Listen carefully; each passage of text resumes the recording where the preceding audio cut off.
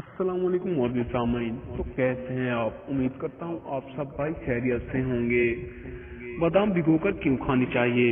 अक्सर हम जिन डॉक्टरों के पास, हकीम वगैरह के पास जाते हैं तो वो हमें यही सलाह देते हैं कि हमेशा बादाम को भिगोकर खाना चाहिए। बादाम खाने के फायदे से तो किसी को भी इनकार नहीं, लेकिन बादाम खाने का दुरुस्त तरीका क्या है? क्या बादाम ऐसे ही खा ली जाए या फिर इन्हें भिगोकर खाने का ज्यादा फायदा है?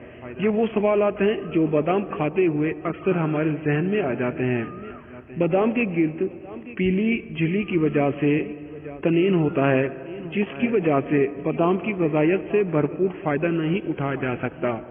लेकिन अगर इस छिलके को भिगोकर उतार लिया जाए तो बादाम में ग़िज़ायत ज्यादा आ जाती है और साथ ही ये हाज़मे को बेहतर बनाता है। छिले हुए बादाम में लिपेज नामी एंजाइम होता है, जिसकी वजह से चिकनाई को हजम करने में भी मदद मिलती है। भिगोए हुए बादाम इंसान के वजन को कम करने में भी अहम किरदार अदा करता है। इसमें मौजूदा ग़िज़ायत की वजह से हमारी भूख कम होती है और नतीजे के तौर पर हम कम खाना खाते हैं।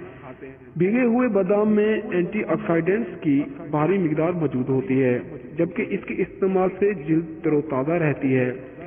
भिगोए हुए बादाम में विटामिन B17 और फोलिक एसिड होता है, जो कैंसर से लड़ने में मददगार होता है। भिगोए हुए बादाम हामिला ख़वातीन के लिए बहुत ही मुफीद और बेहतर हैं।